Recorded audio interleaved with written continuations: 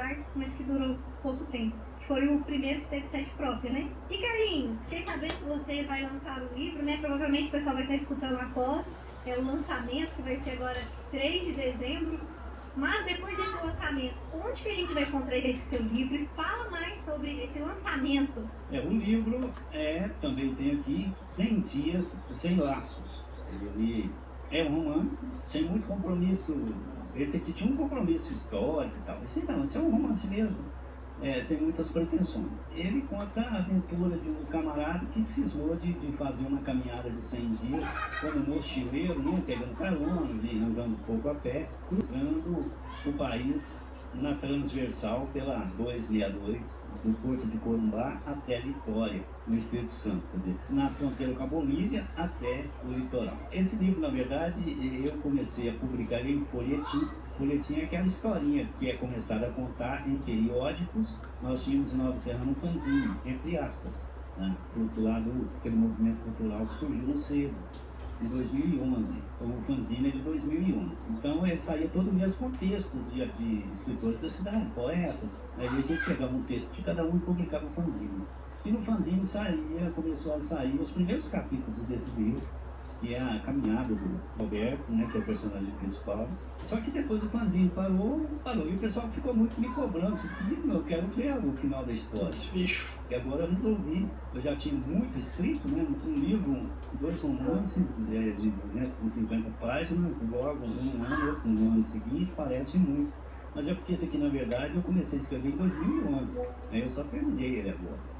Então essa é a realidade aqui do 100 Dias Sem Laços. E acho que muita gente vai gostar. E além desses 2 livros que você já comentou, que é a Serra da Pedra Grande e o 100 Dias Sem Laços, quais outros livros você publicou? Como é que foi essa trajetória? O Cocada Branca é um coletâneo de textos publicados no Jornal Popular e outros, mas principalmente no Popular.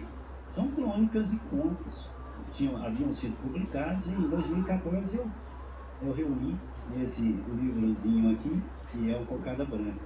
Tem um texto negro que chama Cocada Branca, que deu título também ao livro. Depois eu publiquei um outro que fez poucos exemplares, já está esgotado, chamado A Pequena Intocável. E depois veio o Tatal Ternura, que eu tenho um carinho enorme por ele, mas está esgotado também. Uma historinha infanto juvenil, um novelinho. Como é que eu faço? Eu consigo. Coisa boa. Então, é isso. Agora o 5º livro é o 100 Dias Sem Laços. E onde a gente encontra esses livros pra gente comprar? No Sebo Entre Aspas. Sebo Entre Aspas. Lá eu compro, hein? Lá eu compro. Carlinhos, durante a sua atuação na Secretaria Municipal de Cultura, você trabalhou com o patrimônio histórico. O que mais te marcou nesse período? Qual foi a importância que você achou para preservar a memória de Nova Serrana? Vocês já perceberam que eu tenho um fraco por coisa velha, né?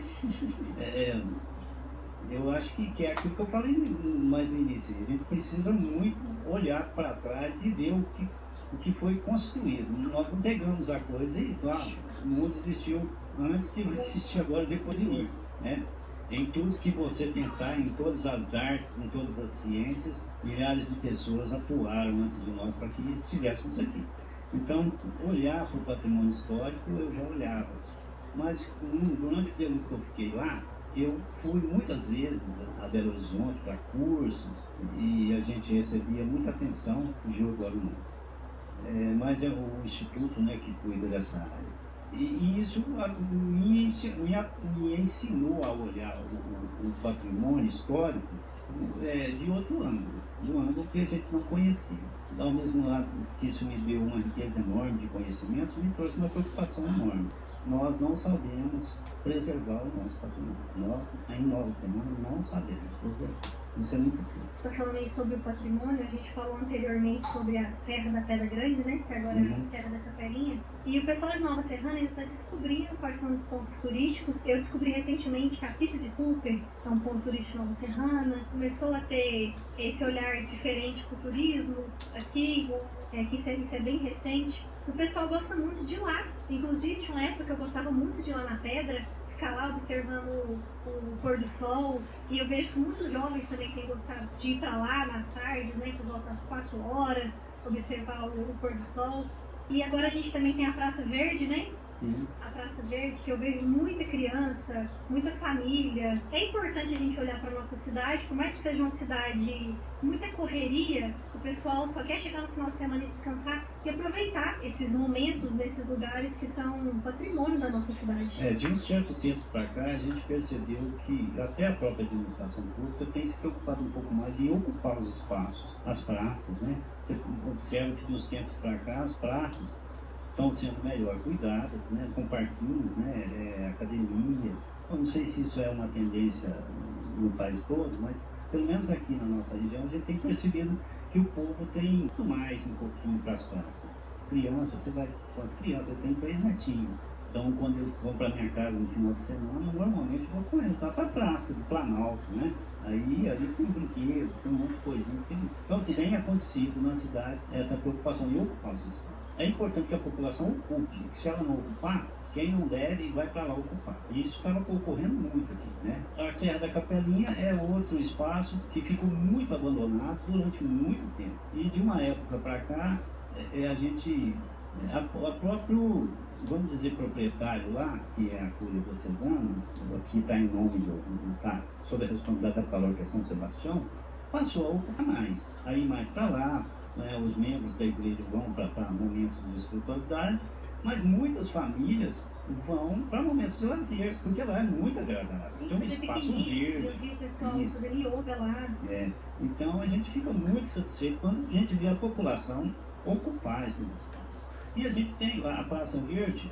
Eu me preocupo muito quando a gente chama de Praça Verde, porque não pode ser só pintura de parede verde. O verde tem que ser mantido, né? Sim. E nós, no Nova Serrana, uma das fraquezas que eu percebo aqui é que parece que a gente tem alergia de árvores, né? A gente vê a árvore e parece que ela está incomodando. Ontem, o vento jogou uma no chão no Planalto. Eu quase chorei, pertinho da minha casa. O verde, Nova Serrana, está muito esquecido. E espero que futuramente a Praça Verde seja a Praça Verde não só no nome, que ela continue verde, né? Não só paredes pintadas de verde, precisa ter árvore. Sim, é verdade, Carlinhos. E Carlinhos, agora vamos falar sobre o Sebo Entre Aspas, que é um lugar muito aconchegante, um lugar cheio de arte, cheio de cultura. E eu sei que você fez parte da história da construção desse espaço. Conta pra gente, como que surgiu a ideia da construção desse espaço? O que esse espaço representa para a cidade? Olha, primeiro, já que estamos falando